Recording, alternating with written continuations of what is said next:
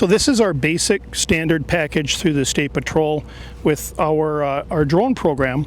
So the model that we use is we have a Maverick Enterprise drone, fairly small, but the size of a water bottle actually almost.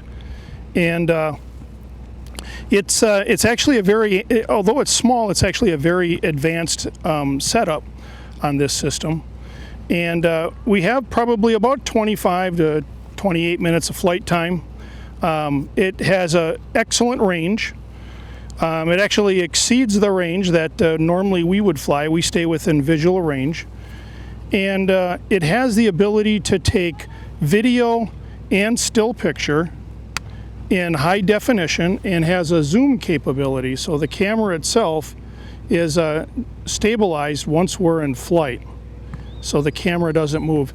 It also has some unique features compared to other drones is we have what's called an anti-collision strobe light, visible for up to 3 miles away. We have the ability to go ahead and mount a flashlight or spotlight on the top of it that has the ability to light up an area overhead for nighttime operations, or if you're also operating in an area where you'd want to illuminate that area. And then we do have a public address system. So I'd pop off our strobe, we'd put a speaker on, and it allows us to at least communicate one way with people on the ground. So we can't hear what they can say or they're saying to us.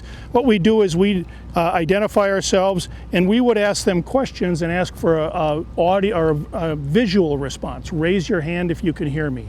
Raise your hand if your answer is yes, and then we could ask them, are you hurt? Are you lost? Can you walk? Can you follow the drone? And so we could give commands out and use those when we're doing either crowd direction or even on a lost person or a lost child in, let's say, a cornfield. We could identify where the child is, we could talk to them, we could comfort them, tell them that help is on the way, and that even if the drone were to leave, we have help coming, and we would return with a fresh battery and be able to still work with those individuals. And then our package also has spare batteries. So we have about an hour and 20 minutes of flight time between all the batteries.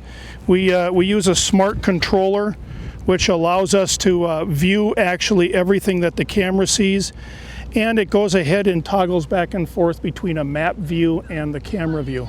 It also, with the way the software works, is it'll also identify any other aircraft nearby, so that when we see those aircraft, we're able to see them on the screen, and we would take action to avoid any conflicts with manned aircraft. And that's part of the rules. And then we just have chargers, and then we have equipment to go ahead and download any of our video or still pictures and then hand that off to a local agency. So if we're working in a mutual aid type of capacity, we could take video and pictures and then take those video and pictures, immediately download them into a media format, and then hand that to another agency so they can use that in real time.